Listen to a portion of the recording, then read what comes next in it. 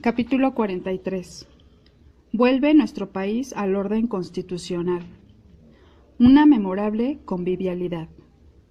Jamás, mientras viva, olvidaré la alegre convivialidad a que asistimos la noche en que se firmó la Constitución de Querétaro. Se le dio una cena al señor Carranza, a la que asistieron todos los diputados, los miembros de su gabinete y la mayor parte de los generales que habían tomado parte en la revolución constitucionalista que tocaba a su fin. Al lado del expresado primer jefe se encontraban los generales Álvaro Obregón, Pablo González, Jacinto B. Treviño, Manuel M. Diegues y todos cuantos se habían venido batiendo desde hacía 4 años por derribar el régimen usurpador de Victoriano Huerta y por castigar la infidelidad de quienes, engañados o malévolos, desconocieron la autoridad del jefe de la revolución.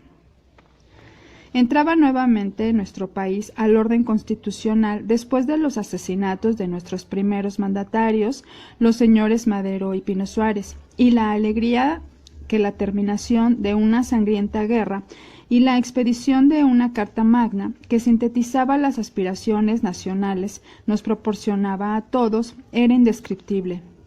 Las bandas militares tocaban las piezas revolucionarias, la cucaracha, la Adelita, la Valentina y tantas otras que habían sido el canto guerrero de nuestros abnegados Juanes en sus días de más dura prueba.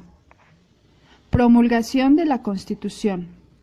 La Constitución fue promulgada por bando solemne y días después el pueblo fue convocado para elegir la 27 legislatura federal y para elegir a los gobernadores de los estados. Michoacán y otros estados eligen sus gobernadores. El estado de Michoacán se aprestó desde luego a la campaña política electoral. Se presentaron 2 candidatos, el ingeniero Pascual Ortiz Rubio y el general Francisco J. Mújica. Ambos eran revolucionarios. El primero me dispensaba su amistad desde los días de la lucha política en 1911 y 1912 en favor del doctor Miguel Silva, candidato del Partido Liberal Silvista, fue diputado renovador, estuvo preso en la penitenciaría y al salir se marchó a la revolución al lado del señor Carranza. Ortiz Rubio, siendo liberal radical, polarizó a su favor parte del sector moderado, que esperaba ver en él a un hombre capaz de otorgar garantías y consideraciones hasta a los propios enemigos de la revolución. El general Francisco J. Mújica era mi amigo desde los días de la niñez. Su padre había vivido en mi tierra natal, La Piedad, como empleado de la Administración de Rentas, y habíamos concurrido Francisco y yo a la escuela pública. Más tarde, en el año de 1910, que Francisco publicó un periódico en Zamora, me invitó a colaborar en él. El general Mújica acompañó al señor Carranza desde la expedición del Plan de Guadalupe. Hizo un brillante papel como presidente de la Comisión de Constitución en el Congreso de Querétaro y polarizaba al sector revolucionario de extrema izquierda. Sus propagandistas lanzaban rayos y centellas contra los reaccionarios, el clero y los ricos, y parece que tal actitud le fue un tanto adversa a sus intereses electorales. Triunfó el ingeniero Pascual Ortiz Rubio, que tenía entonces en el ejército el grado de coronel. Tomó posesión de su investidura el día 6 de agosto del año de 1917. Al igual que Michoacán, entraron también al orden constitucional los siguientes estados. Jalisco eligió al general Manuel M. Diegues, Aguascalientes a don Aurelio L. González, Guanajuato al licenciado Agustín Alcocer, Veracruz al general Cándido Aguilar, Hidalgo al general Nicolás Flores, Campeche a don Joaquín Musel, Colima a don José Felipe Valle, Sinaloa al general don Ramón F. Iturbe, Sonora al general Plutarco Elías Calles, Zacatecas al general don Enrique Estrada, Puebla al doctor don Alfonso Cabrera, Guerrero al general Silvestre Mariscal, Durango al general Domingo Arrieta, y el nuevo estado de Nayarit eligió a su primer gobernador en la persona del general don José Santos Godínez. reanude a nuestro país sus relaciones con los países extranjeros. Resuelto el problema nacional, era urgente que el gobierno mexicano reanudara sus relaciones con los países extranjeros.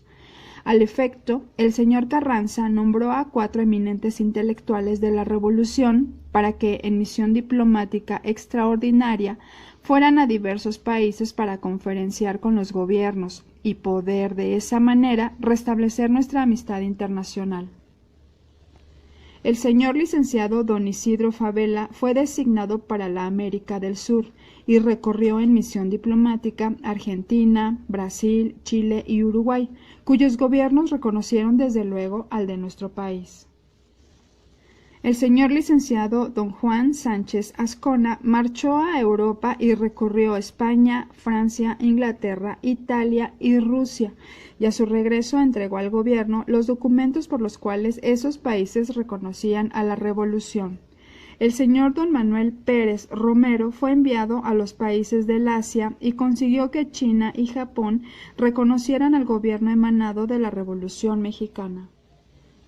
El licenciado don Salvador Martínez Alomía fue comisionado para recorrer los países centroamericanos, algunos de los cuales ya de antemano habían reconocido al gobierno nacional.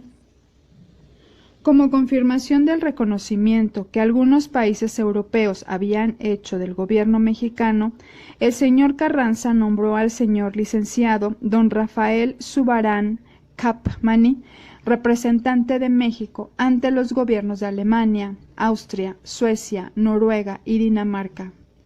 Desde los primeros meses de 1917, 3 de marzo, presentó sus credenciales Mr. Enrique P. Fletcher como embajador de los Estados Unidos de América ante nuestro país. Con este hecho quedaba saldada nuestra dificultad con el vecino país. Su embajador hizo votos porque nuestras relaciones no fueran a interrumpirse jamás. El señor Carranza es electo presidente de la República.